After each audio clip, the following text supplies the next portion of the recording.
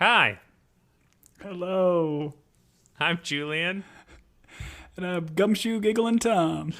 Oh man, we're going to get reviews on that. We're here to talk about the Afterparty, Season 2, Episode 2, which is called Grace. And Grace, who we all know, and no one needed to be reminded or re-record, the fact that Grace is the bride of this so-called murder show.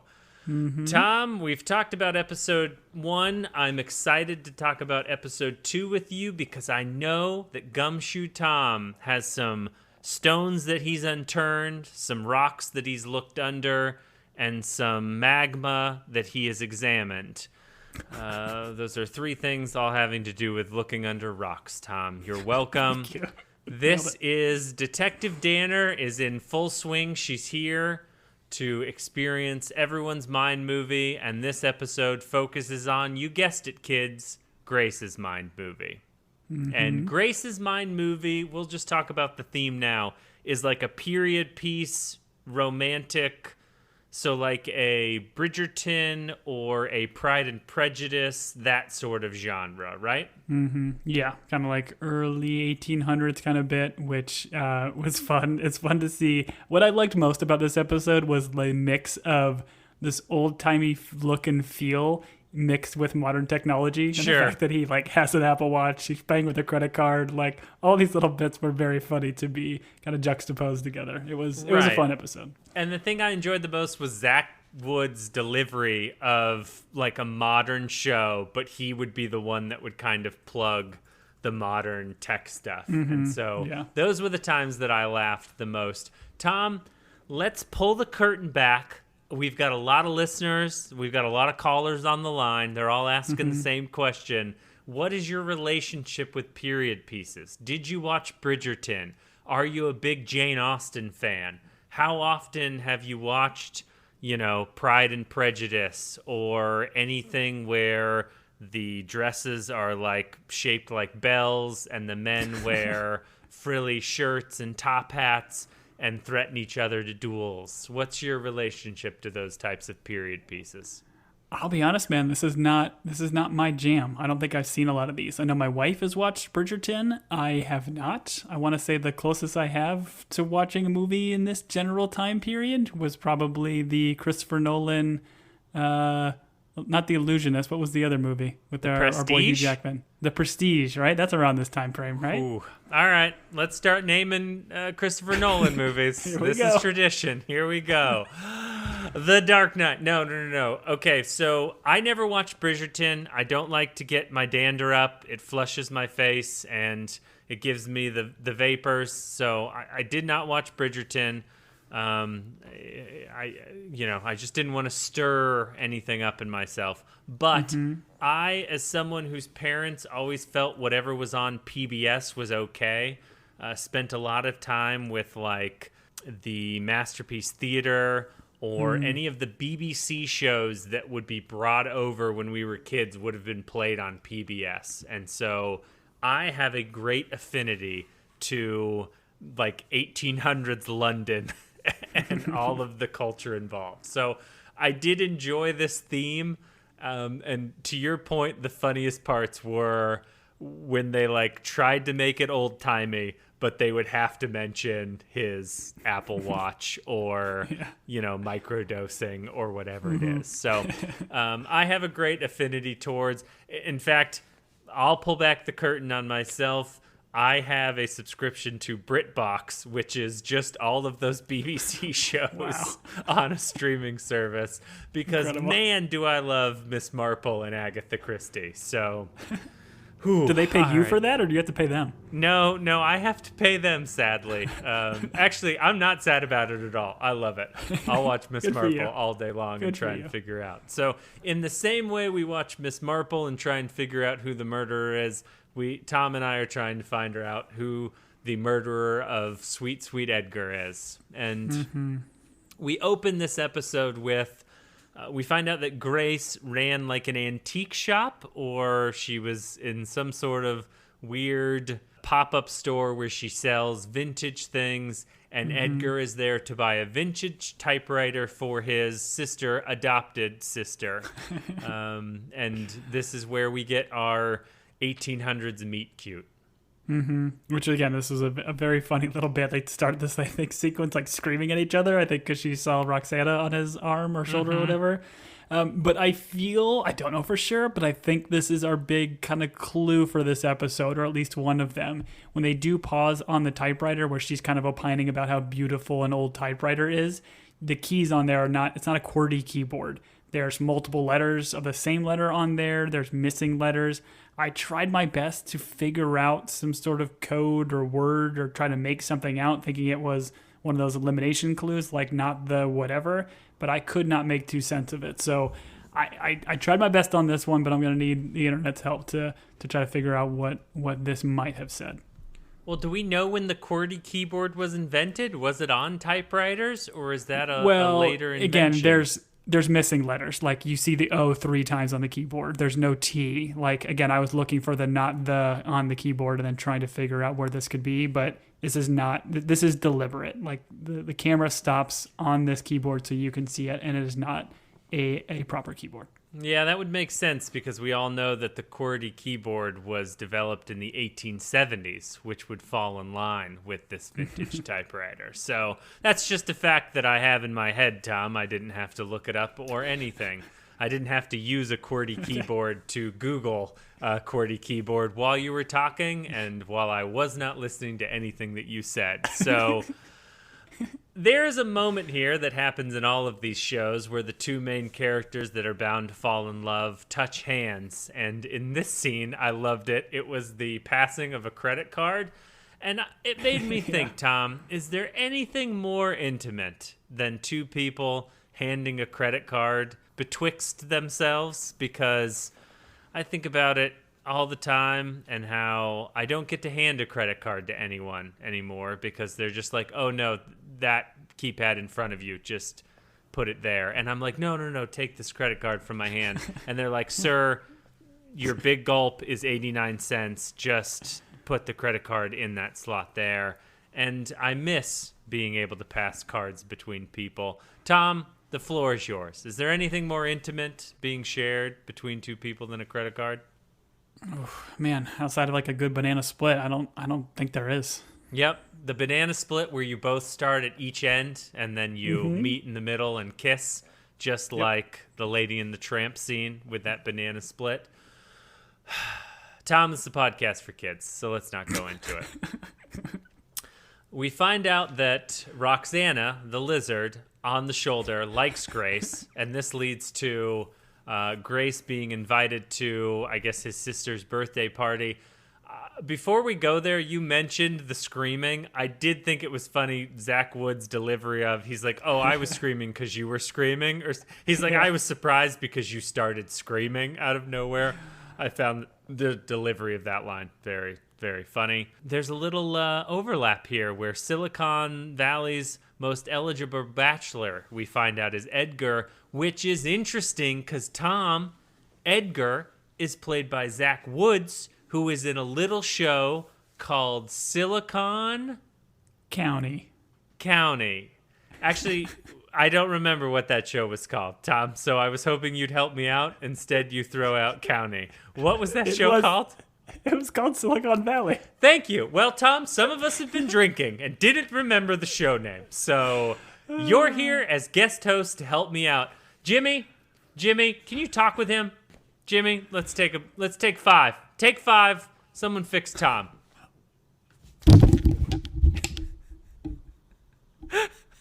And we're back.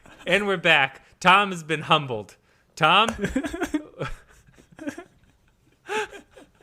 Oh, man, Tom we're off the rails. We're off the rails, pal. You're off the rails. You're off the rails, sir. I've never been more on the rails. I'm like sliding down like a champ. Oh, man. Sorry, Tom. I hate to bring up rails. I know you're in recovery. All right. What? Oh, man. Oh, Lord. We're keeping all this in. We have Grace and Edgar. Edgar is like an introvert to the max, so this leads to a secret dance on the patio. Tom, as someone who I only secretly dance, you only publicly dance, talk to me about the incredible dance sequence of this episode. This was, I mean, watching, what's his name? Zach Woods? Mm-hmm. Watching him attempt to dance in all of his tall gangliness was so great. Doing like the hands across the knees. I liked the back and forth where she's like saying new school dance moves, but in like old timing, like right. I'm going to teach you how to Douglas. Right. Right. All of that was just pure gold. I loved every minute of it. Yeah, this was very, very funny. There is a moment where he quotes Abraham Lincoln in this episode, and he very much looks like Abraham Lincoln. Yeah, so he played him in The Office. That's true. So when he is gangly dancing, that's what it made me think of, the top hat. Mm-hmm. And he's doing that weird motion where he moves his hands from knees to knees. All we can't do that great. anymore. Drink or sneeze, we can't do that anymore. Drink or sneeze. No, sir, we cannot. Don't let my doctor know. Anyways... This gets interrupted by Sebastian, which Sebastian feels right at home in a period piece. Like, if this actor hasn't been in several British BBC dramas, I would be absolutely blown away. Let's talk about him for a second. Tom, do you recognize that actor, or did you know him from anything else? He seemed very familiar, but I did not look him up to see what else he's been. Where have you clocked him from? So that actor his name is Jack Whitehall, and he is actually the lead singer of the White Stripes. So that's something. I don't think that's Jack Whitehall, the lead singer of the White Stripes. Yes, sir. Come at me, internet. Tell me I'm wrong. Anyways, we have Grace meeting Isabel being Edgar's mom. I do appreciate how much Edgar stands up to Isabel. I think that's important in a marriage when you don't allow your mother to devour your bride. Not speaking from experience, but Grace meets Isabel, and Grace, who is also Gail, meets Gail. And by that I mean Isabel has screwed up the invitations or whatever and thinks that Grace's name is Gail. And I thought this was absolutely hilarious from a mother-in-law dunking on her soon-to-be daughter-in-law. This was yeah, and I think lovely. even later on, like still knowing now that her name is Grace, she gets like the napkins made of Gail and Edgar. Right. That was kind of funny. Right. But I like Isabel's response here. She's like, listen, I'm not confused, and certainly not easily. Also, I'm not confused. Like her delivery as she leaves the scene here is great. Great. She does a great, like, mean mother-in-law, which there are certain actresses I would put in this role. I can't think of them off the bat because I've been drinking, but this actress is doing a wonderful job. Mm-hmm. We have Hannah being introduced to Grace/Gail, and obviously Hannah is the sister, but Tom, the caveat is, thank you, she's adopted. Mm-hmm. This leads to the beautiful romance of Edgar and Grace/Gail, where they have to kiss in the rain and also be proposed to in the rain. It's just a lovely scene. I appreciate the way they shot it all. Yeah, it was very much like, I think, what Pride and Prejudice, if they have like this scene ripped directly from it where they're kissing in the rain. Every British romantic show has a scene in the rain, Tom. It's the UK. It's always raining, and they're always out there in their fancy clothes being rained on. So, impossible. But she does, like, she just kisses him. She never actually says yes, which I thought was kind of interesting. Like, normally, like, oh, yeah, you know, if you just kind of kiss, then you're saying yes. But because of what we know and how Zoe's saying, like, maybe she's not really in love, she's just in love with the idea, I found it interesting that she never actually says the words here. Sure. So do you think it's the bride? Do you think the bride kills Edgar? Grace or Gail? Or her real name's Gail? Tom, she's using a pseudonym. So her real name's not Grace, it's Gail. Do you think Gail/Grace is the murderer? I do think there's more to Grace than meets the eye. I think she's got some Autobot in her. You think she's a transformer? This is a Michael Bay vehicle? Ooh, not enough explosions. Not enough. Or lens flares. Slow circles around an American flag, my friend. No, but there's a little bit later that I want to touch on. I do think there's more to Grace, and I think she's kind of hiding some stuff here. Tom, she's a married woman. You can't touch on anything. All right. Okay. The families meet, and I find anytime there's like They try to make it much like these shows. There's like a kind of a class difference or a social standing difference, and this is highlighted in this scene. And I don't feel like you got that in episode 1, but in episode 2, it's like obviously Edgar comes from riches, and then the family of Grace and Zoe, they are relying on their shaved ice money. So it's a little bit different, but I did appreciate the meeting of the two families. Yeah, and I think there's a little bit here where when Edgar leaves this scene, he hands Grace his itinerary, and they do this kind of zoom on it. And I found this to be interesting because, again, text on the screen, you know what I do. I love to pause, and I like to read it. It's calligraphy, though, Tom. It's cursive. Are you able to read cursive in this day and age? It took me longer than I care to admit to translate this, if you will. But I mean, it's 4 different places, and I was kind of hoping that these would line up to the pins we saw on the map from the first episode, but they don't seem to. It says like Marin County. It seems like it's pointing to somewhere like Dorado, California, maybe like an airport or something. Then somewhere in Brazil. Then I think an Air Force base in Spokane, Washington, and then somewhere in Portugal. So and then Omega ends by saying other exotic places, which is kind of funny. So again, don't know what to make of this, but the way they featured it on here, I'm sure there's some cryptic clue that you can get from this, whether you're matching it up to maps or you're taking the capital letters or who knows what. Like, go if you haven't done this, by the way, because again, we'll preface it again. This show loves to be able to put these little Easter eggs for you to help kind of solve the mystery. Go back to season 1 and figure out what they did for season 1 and all these little puzzles and things that they added to the show. Because I think that kind of puts your mindset into trying to solve some of these clues because they're incredibly clever, and the little puzzle master that does these is great. Sure. Little Puzzle Master is his name. I'm going to point out right here that Senor Chang, otherwise known in this episode as Fang, he's eating the pulpery, and this is something they put in like the trailer of the show. I don't know. I'm not a Ken Jeong fan. I'm sure he's a lovely human. I just don't find his style of humor very funny. And so like they play this bit up, and I want more from the show in terms of the humor. I just didn't find myself laughing as much. I'm all in on the murder mystery. I'm less in on the humor of it all. Yeah, I kind of agree. I think some of these guys that are supposed to be kind of carrying some of the comedic weight are not what they had in season 1. Oh, 100%. For me as well. Yeah. Bring me Ben Schwartz. Bring me Ike, our Mi Familia, Fast and Furious guy. Barinholtz, I think is his last name. Yep, Barinholtz. I mean, those guys were just great. And give me some of the good Franco, not the bad Franco, Tom. And I don't know their names, but give me Dave Xavier, and James. You know? Okay. Well, whichever one isn't canceled, give me that guy because he's funny. I did take the other one's acting class, though. Anyways.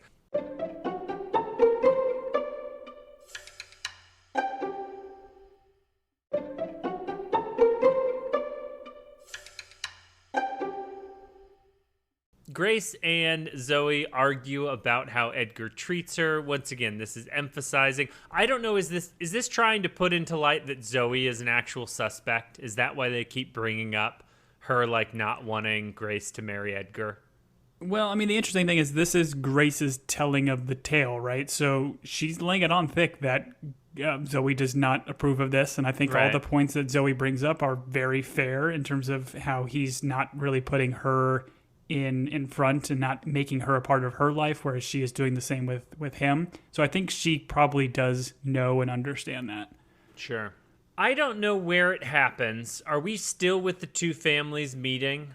But there is a point where the mother of Grace and Zoe says, hey, I think the flower arrangements that we use for the reception or whatever should be also used for the wedding. And I would like to point out that there was a clue in the first episode about how the flowers are psychotropic. Tom, let me finish my own words. Sorry. How those flowers are psychedelic, my man. So I do want to point out that the mom is pushing for these seemingly mind-altering flowers to be at both places. So Well, and it's ultimately Grace who is the one that suggests that Hannah do the flowers. And this is where, again, I think there is more to Grace. I feel like she has a relationship with Hannah. Like she says, like when Edgar goes away, they spend more time together. She asks her to do the flower arrangement. She's the one that kind of consoles her when she was kind of like having that conversation with her sister. So I feel like there is a relationship here that she's trying to hide, but maybe we're going to get clues for it from other Mind movies. Huh. I did not pick up on that. I just feel like in these period pieces, the sister of the groom is always like the confidant, and they become fast bosom buddies. That's a term from an old show. I think I'm allowed to say bosom buddies, but if I'm not, Jimmy, just bleep it. Anyways, it's just going to say bleep buddies, which is going to be worse, to be perfectly honest. So I thought I was just going to say bosom bleep.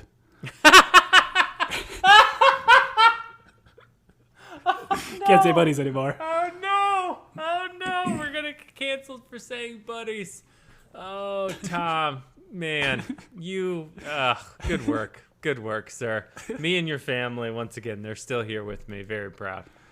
It is a little bit confusing in the show, but we are cutting between Grace's Mind movie, the period piece, and then the present day. And we have, like, Zoe has entered into the interview that Grace is giving. And then Zoe keeps interjecting, and I like to call them family meetings because people start yelling at each other. But this is then where Danner and... I like Anik can't choose a side because he's such a, I don't know, we'll just say wimp. People pleaser. People pleaser. Good way of putting it. Mine was probably not the right way of putting it. But they then send Zoe away, and Zoe's like, I'm going to find the best clues in the world, or whatever it is. So I do think it's a little bit interesting. I guess the other thing I have to keep reminding myself is Danner's not a cop in this, so what she does is not necessarily by the book. She's just trying to, I guess, write a second book, so that's why she's doing these interviews. But they do send Zoe away so that they can talk to Grace alone. We then cut back to the wedding day, and this is where Edgar approaches Grace with one of the most romantic things someone can give to someone else on their wedding day, which is a prenup. A scroll of boundaries.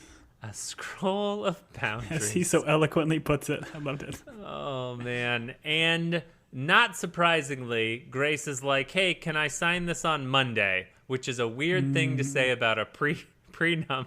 And Edgar points out, he's like, well, then it would be a postnump, but okay. And I loved that moment. We have the reveal that Isabel has created napkins that are beautifully embroiled with the names of Edgar and Gail. And Gail is not Grace. So that's what's very fun about that.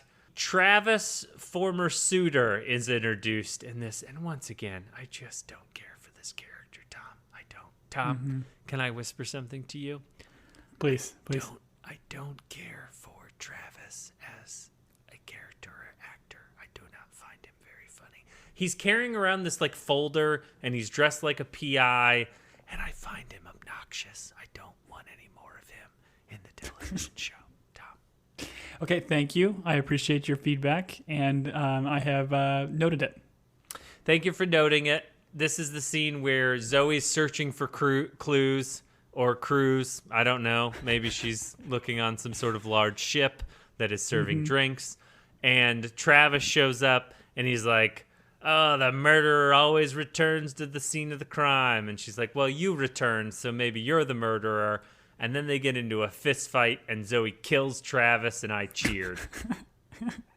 Too much? Not exactly. Too much? No. They're doing their own little detective work. They're going for physical evidence, the best evidence, not just stupid storytelling. Type of evidence. They're shining that black light over everything, and they're like, oh, man, I hope that's blood or urine or... I'm not going to say it because then I'll have to bleep it. But we find out that Edgar was really into biohacking. Tom, as someone who is really into biohacking and wants to live much like Edgar into the year 140... Talk to me about biohacking, Tom. This is your TED Talk, sir. I guess he's trying to put his consciousness into something. I don't really know. And Grace really knew what he was trying to do, but we get this little back and forth of him being a very regimented sleeper, which, again, his sleep schedule and the fact that he's got to go to bed at like 9:50 or 9:30, whatever it is, every night. I don't know. Yeah, I don't know what is going on. This guy's an odd duck. This guy's an odd lizard. He's an odd lizard. He's an odd duck. Ducks eat lizard, and therefore he is eating himself. So we have the Isabel giving Grace a family hairpin and demanding that she wear it, and also demanding that she sign the prenup. So where does Isabel fall on? Is it too obvious that Isabel would be the murderer? Well, actually, that wouldn't make sense because she'd be murdering her own son. Yeah, but I don't know. Is there a will situation? Maybe she wants the money. Like, I don't know. I think you can't rule her out. Oh, okay. So Tom thinks it's Isabel. That's what I'm hearing from the sound of your voice. I'm just saying. You can't rule her out. You can't rule anybody out. Can't rule it out. Okay, what if Isabel... Until we hear somebody snore, you can't hear anybody rule anybody out. What if her nickname is Snorlax? Huh? It's a That should be a Pokemon. That's a Pokemon reference, Tom. Thank you. I gotcha. I was going to do a Digimon reference, but that would have just been a cheap replica. Yeah, so everybody does Digimon. That's true.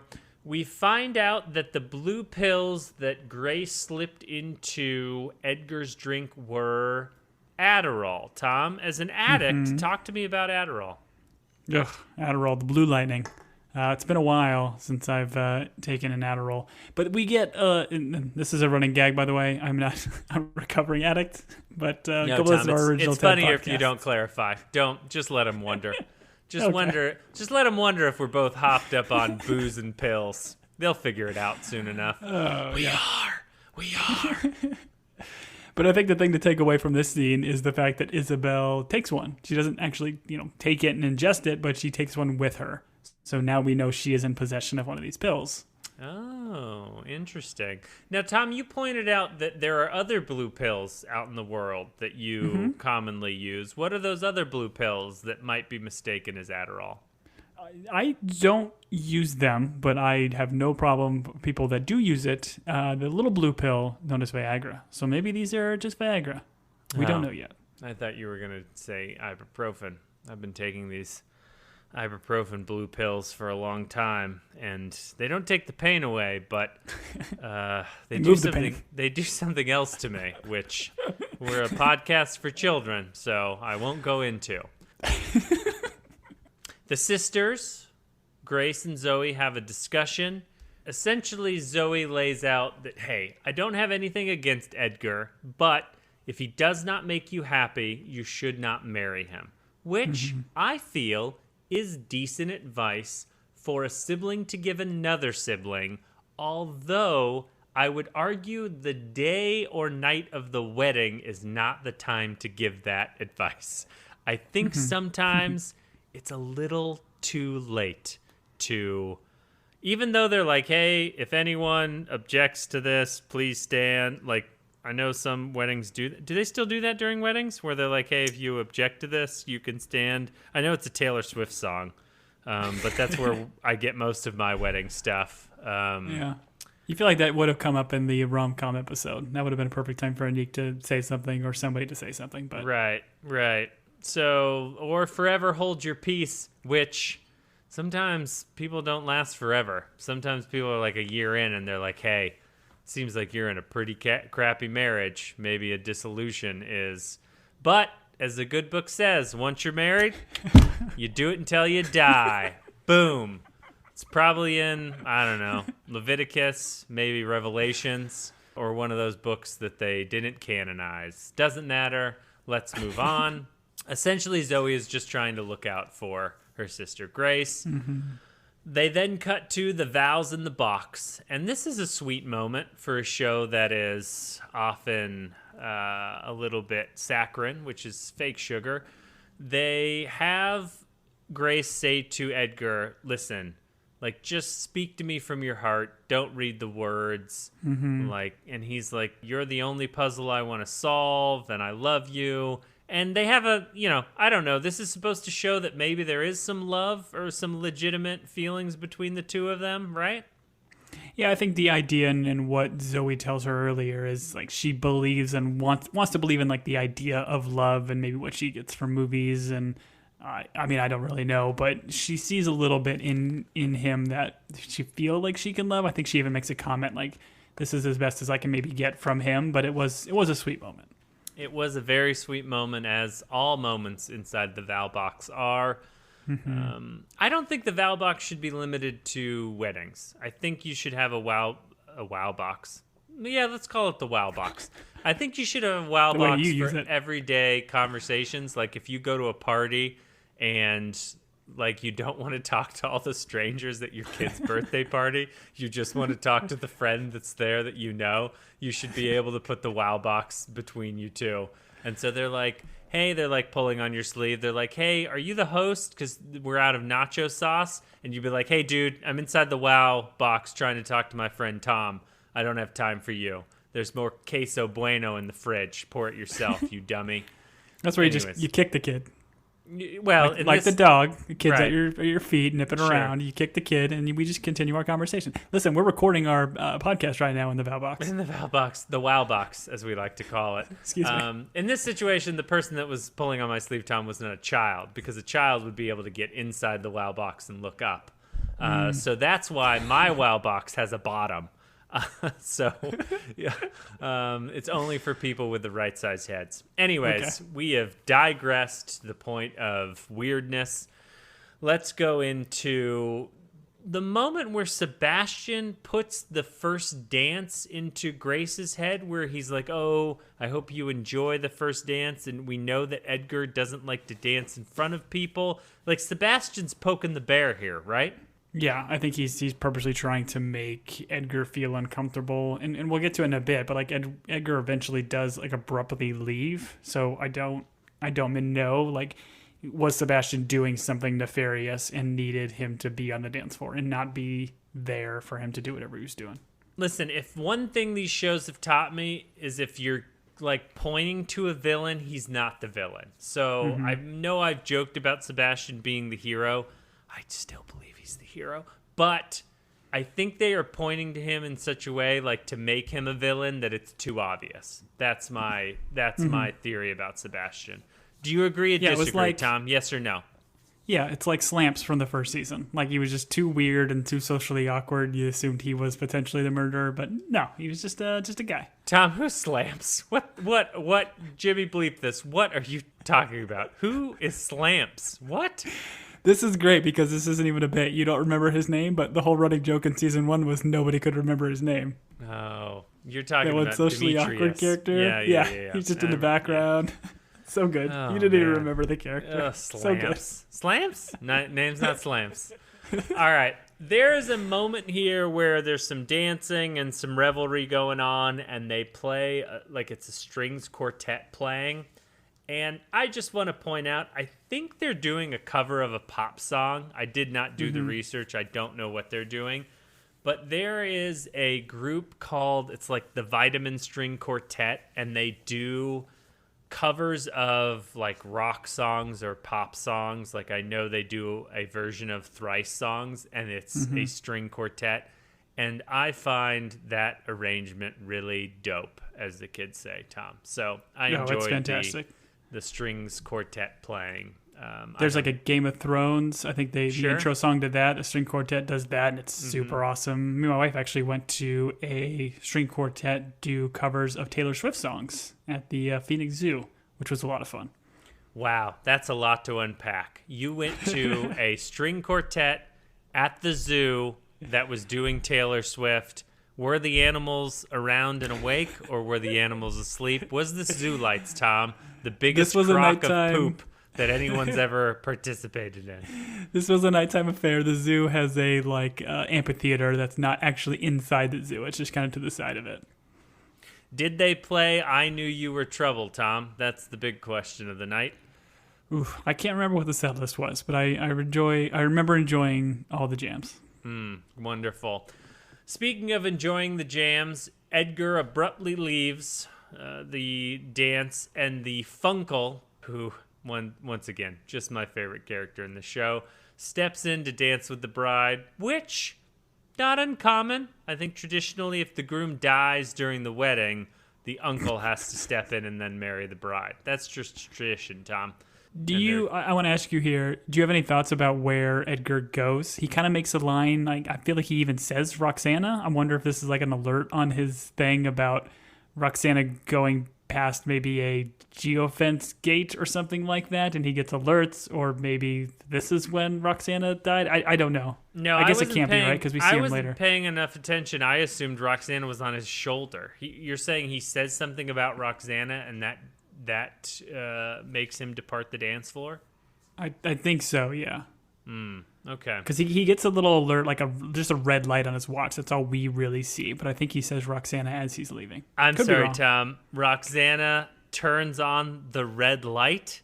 Really? I know, right? It's just right there. Why you wouldn't just call it Roxana? Ripe for parody, my friend. I'm pretty sure lizards love red light lamps. Like, don't you have those in their terrariums? No. I consider reptiles, unless they're dinosaurs, to be the enemies of humans. So, okay, fair. If Dino Riders and Jurassic Park taught me anything, dinosaurs are our only reptilian friends. Everyone else is out there trying to kill us. Yeah, we just watched that Adam Driver joint, that 65. Dinosaurs are the worst. Yes, they are the worst, and I heard that movie is the worst. So, it's not great, Julian. It's not great. Not great.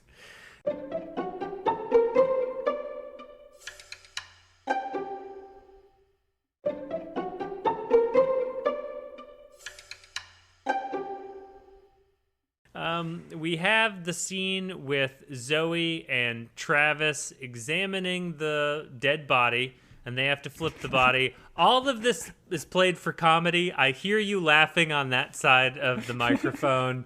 I don't know, Tom. I can't Edgar's get into stare, Zoe right? And okay. I agree. Okay. It was a bit silly and forced, but man, Edgar's stare at Travis when he flips him over, I thought was so funny. I laughed out loud. Yeah, I mean, to be Zachary Wood and Zachary Wood is what we call him formally, to have him have to keep his eyes open and stare at them until she closes his eyes. I thought, he's doing great work. Zoe and Travis are not two characters that I wish to spend a lot of time with. That's all I have to say. They start going through the contents of his pockets, and this has got to be important, right? Yeah, they make mention that he had like an Adderall prescription on him, which seemed kind of odd. He doesn't seem like based on these first two Mind movies, he doesn't and wouldn't have an Adderall prescription. But he has Zoe thinks it's a cufflink, but then checks and he's wearing cufflinks. So my thought was maybe this is a key maybe to his crypto safe, or interesting. I don't know. I don't know what else it could be at this point. Sure. Tom, talk to us about cufflinks. How many do you own? How often do you wear them? What are your favorite ones? I have one pair of cufflinks I think I got from a good friend for either my wedding or I was in his wedding and he gave them as a groomsman's gift. And I think I've worn them once, and they are of the Chelsea football team. Oh, wow.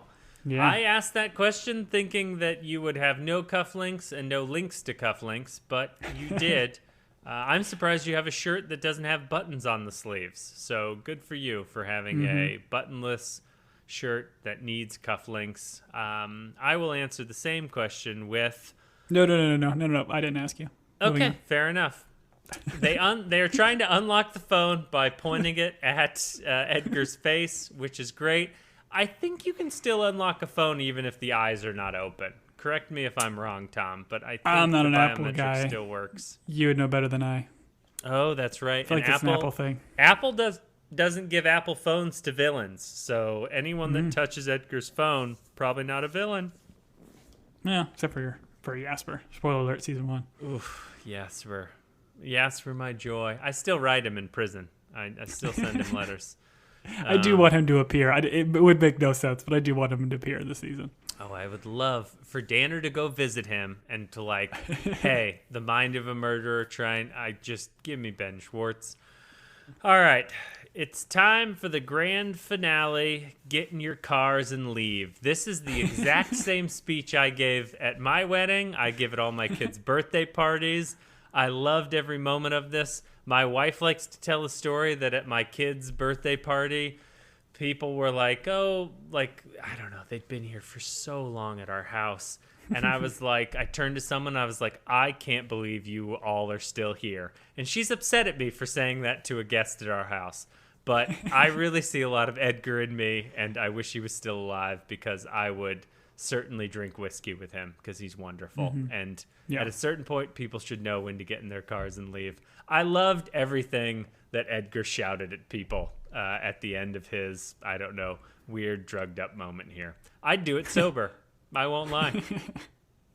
Well, and I think here in a bit, like once they have like the quote unquote after party, that's where he gets to the demons screaming at everybody. Everyone's demons. I mean, yeah.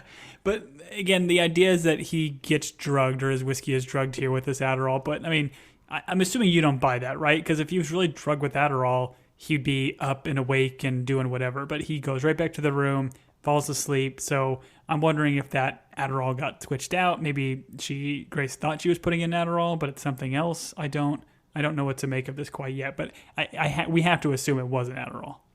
I don't know enough about Adderall. If I reach into the recesses of my brain, my understanding is that, like, for someone who has ADHD, Adderall helps them, like, focus and calm them down. But if you don't have ADHD, Adderall, like, hypes you up and makes you more awake. So, well, there's a scene earlier on. There's a scene earlier on where Grace and Edgar are talking about this. Yeah, we're not doctors, we'll say that. But they are talking about this, and she did give him this once where he has had Adderall, so it's not like she had like a reaction. And Edgar makes a joke about him like staying up super late doing something. It's like, silly I was up until 5 a.m. Yeah. Okay. Yeah, good point. Yeah. Good point. So we know he's not immune to Adderall. We know that Adderall makes him stay awake. We then have the moment where Travis, my favorite character in the whole show, dressed like a weird PI, shouts at Edgar, and he's like, I know what you did. I know what you're about. And then he's like, you're going to die tonight. And once again, it's not going to be Travis because the murderer is never the person that shouts, you're going to die tonight. So, but this happens in season 1 where this is Grace's mind movie, right? So she's trying to change the narrative. And I don't think Travis actually said this. This is Grace saying that Travis said this to then push that Travis narrative. Unreliable narrator. I got it. Okay. Okay, good. No, that was all a very clear dialogue between you and I that won't need any editing. So wonderful. Did I already talk about Edgar calling everyone demons? Because that was just great. And I think he quotes Abraham Lincoln, which we talked about. He looks like Abraham Lincoln in a top hat. That was the first episode. It's a wonderful... Happy editing. We have the sad scene of them on their wedding night in bed, and Edgar, instead of telling his new bride-to-be that he loves her, he tells Roxana that he loves her. So it would be believable if they cut to a scene where Grace is strangling Roxana to death. And it would be also quite funny if she's really straining to strangle a small lizard.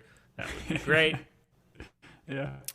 And then we get the next morning where Grace wakes up, sees that Edgar is dead, kind of screams and runs out of the room. And the person right there at the door is Travis, which is interesting because I think Aniki even clocks it. Like, shouldn't Travis have been at the hotel because he wasn't staying at the house? So why he was there that morning is suspect. And I think that's what ultimately kind of triggers them wanting to talk to Travis. And then as they kind of cut back to the present day, they're talking to Travis. He's got his goofy folder with, I guess, a bunch of Edgar pictures and what seem like private eye style photos of him. So he's been doing his own little research on Edgar, and he will be our next episode 3 Mind movie. Sure. Which I'm really looking forward to because Travis is my favorite character. Yeah, Danner is like going to talk to him and he drops his folder and it looks like press clippings and different things of Edgar. So, Tom, we have ended episode 2 and we've gathered more information. And you, sir, the gumshoe, the Sherlock Holmes of this generation, the millennial Sherlock, they call you. Mm-hmm. Do you have, or has your position changed from episode 1 to episode 2 as to who you think the killer is. I'm going to go ahead and stick with Hannah. I felt like this second episode gave me some potential clues of Hannah and Grace maybe having a relationship and a little bit more to them. So she's suspect enough. I'm gonna stick with Hannah. So you think this comes down to sibling side, which is the term for when siblings murder each Adopted other. sibling side. Adopted. Good reminder, Tom. Mm-hmm. I like your guess. It's ultimately wrong.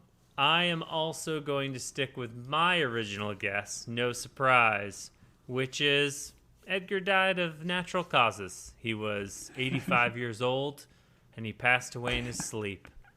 He lived a long, full life. He'd been married 4 times, and he was just excited to meet his last great-great-grandchild before he passed. Mm-hmm. So, yep, just like his father. Just like There's his actually... father. If you go to that website we had mentioned in the first pod, like the wedding website for the show, it shows you can go to not registry, but who's in the wedding. So it cuts to like the pictures. It shows like the mom. Then if you scroll down, it shows the dad. It's got like an actual picture of the dad, and it says like, "Dad Minnow will not be here because he's deceased." It was pretty funny. Oh, God bless you for doing the research and going on the internet to figure out what's going on with the show. But I do want to say before we kind of close it out, I felt like I got the clue from the first episode with the elimination clue. I don't think I picked it up on this one. I'm nowhere near closer to the whole flower theory that we kind of touched in the second or in the first pod. So again, if you've kind of found some of those, or if you've done some kind of sleuthing and know what the flowers kind of mean from these first 2 episodes, or if you found the elimination clue in this one, please reach out to us. And you can get us at teambingepodcast@gmail.com, or you can reach us on socials at Team Binge. Or Tom, I want to say this.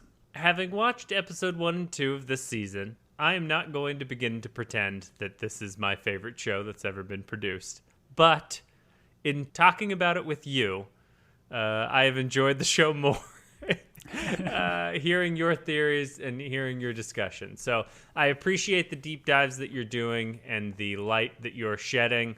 I hope that your deductive reasoning leads us to the killer in the end, because I'd much rather see innocent people executed than murderers go free. I think I've always been a staunch supporter of those types of things. So thank you for the work that you've done. And as Tom says, reach out to us if you've got theories. But we'll be back for episode 3, which is Travis's episode. And I believe, if I'm not mistaken from the credits, it's going to be like a gritty detective noir type show, which I'll be interested to see what they do. If I have to spend, 45 minutes with Travis, I may end it myself. it's shorter. But It's shorter. I think it's only 33 minutes. That's what we love about 30-minute show. In and out. Anyways, Yes. I've been Julian. And I've been Tom. Till next time, everybody.